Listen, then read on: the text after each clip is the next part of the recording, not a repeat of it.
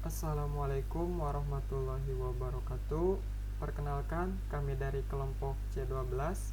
Di sini kami akan membahas materi 1B tentang sistem komputer digital.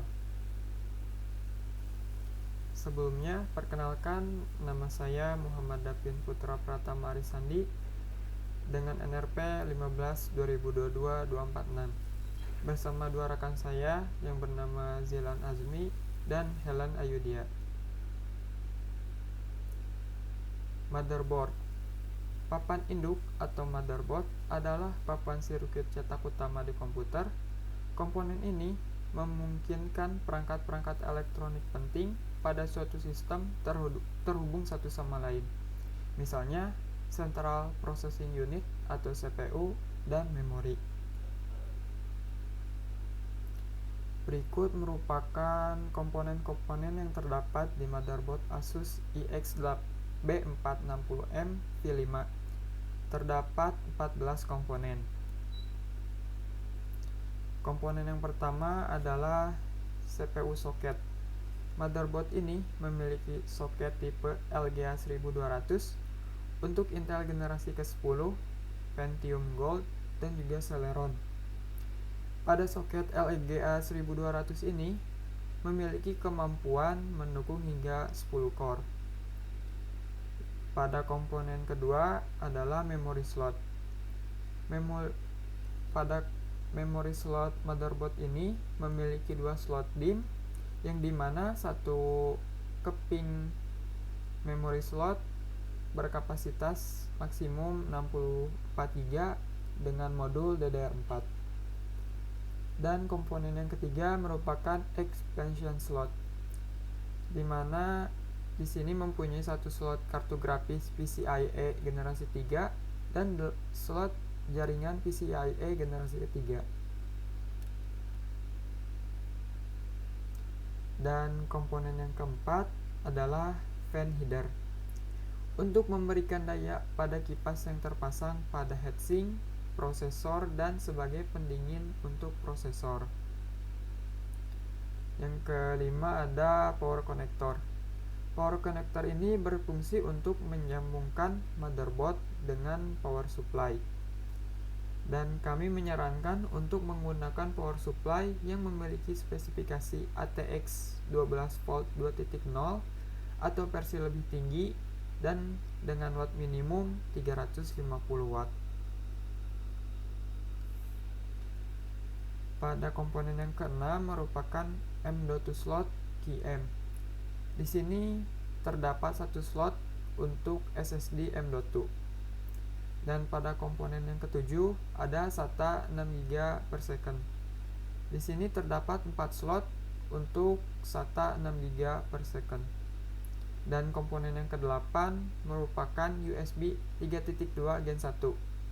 USB 3.2 Gen 1 ini dapat memberikan kecepatan transfer data hingga 5 GB per second.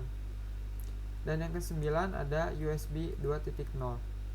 USB 2.0 ini memberikan kecepatan transfer data hingga 480 MB per second. Dan yang ke-10 ada Clear CMOS header. Header ini memungkinkan untuk menghapus data RAM CMOS RTC. Adapun data yang dihapus adalah informasi pengaturan sistem seperti tanggal, waktu, dan kata sandi sistem. Yang ke-11 ada front panel audio header. Header ini ditujukan untuk modul I/O audio panel depan yang terpasang pada bagian depan motherboard. Pada komponen yang ke-12 ada S atau PDIF out header. Header ini ditujukan untuk port tambahan Sony atau Philips digital interface. Dan komponen yang ke-13 adalah speaker header. Header 4 pin ini ditujukan untuk speaker peringatan sistem. Speaker ini memungkinkan untuk mendengar bunyi bip dan peringatan sistem. Dan komponen yang 14 adalah 10 pin sistem panel header.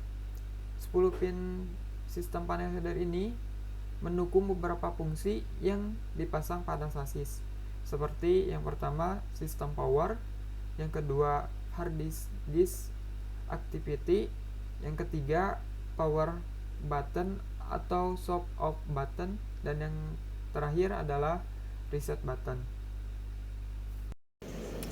Lalu selanjutnya adapun komponen pendukung motherboard dari Asus EX-B460MV5 yaitu prosesor, VGA, RAM, storage yang mencangkup SSD dan hard disk. Lalu ada komponen I/O yang terdapat USB, mouse, keyboard, monitor, speaker, dan jaringan. Lalu yang terakhir ada power supply. Yang pertama yang saya akan jelaskan yaitu prosesor. Prosesor yang digunakan pada motherboard ini adalah Intel Core i9 10900 yang merupakan komponen yang sesuai untuk motherboard ini yang memiliki soket LGA 1200. Pada soket LGA 1200 ini memiliki kemampuan mendukung hingga 10 core. Lalu selanjutnya yaitu ada VGA. Yang VGA yang digunakan pada motherboard ini yaitu Nvidia GeForce RTX 2060. Motherboard ini mendukung VGA tipe PCIe 3.0x16. VGA Nvidia GeForce RTX 2060 merupakan VGA yang mempunyai PCIe 3.0x16.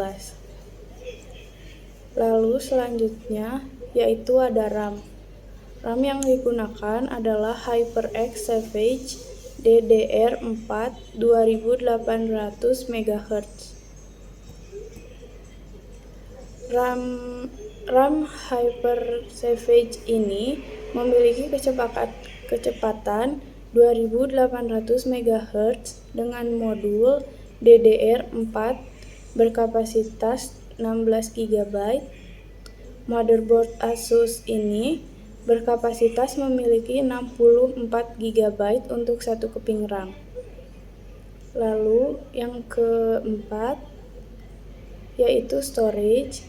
Storage yang digunakan pada motherboard ini memiliki dua tipe penyimpanan, yaitu menggunakan SSD dan menggunakan hard disk. Lalu ada komponen input atau output. Yang pertama ada keyboard Marvo USB 2.0, lalu ada mouse Lenovo Legion M300, lalu ada headphone HP H220G, lalu ada Vention LAN RJ45 Cat 6, lalu ada monitor Asus ROG Swift PG279K, lalu ada speaker Clips Promedia 2.1, lalu ada power supply-nya yaitu Corsair CV Series 550 Watt.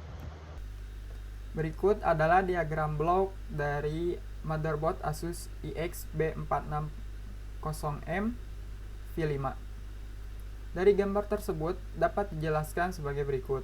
Yang pertama ada CPU, Central Processing Unit. Merupakan otak sistem komputer. CPU memiliki dua bagian fungsi operasional, yaitu yang pertama ada CU atau Control Unit. Digunakan untuk mengontrol kerja komputer. Dan yang kedua ada ALU atau Arithmetic Logic Unit sebagai pusat pengolah data. Yang kedua ada I/O port. Bagian ini digunakan untuk menerima ataupun mengirim data keluar sistem. I/O terbagi menjadi dua, yaitu input dan output. Contoh input pada diagram blok di sini ada keyboard, mouse, LAN, dan power supply. Dan output seperti monitor, headphone, dan speaker.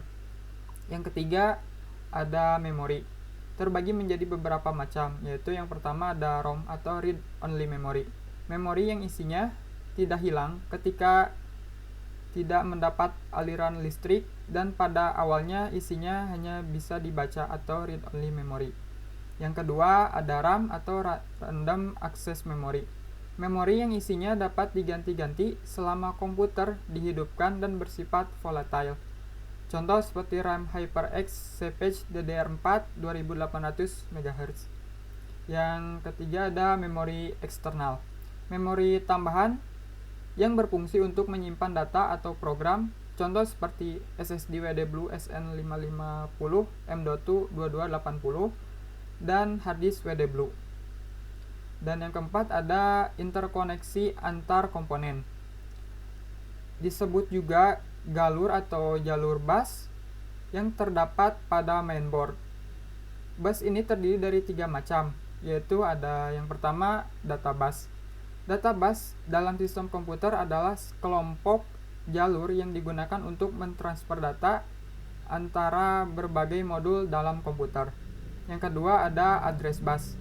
Address bus adalah jalur yang digunakan dalam sistem komputer untuk menandakan lokasi sumber atau tujuan saat proses transfer data. Yang ketiga ada control bus.